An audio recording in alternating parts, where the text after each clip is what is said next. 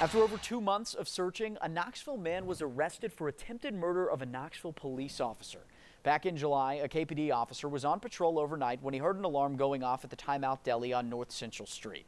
That's when he saw the suspect walk out of the front door, hopped into an SUV. The officer followed the car when the suspect fired 4 gunshots toward that police car.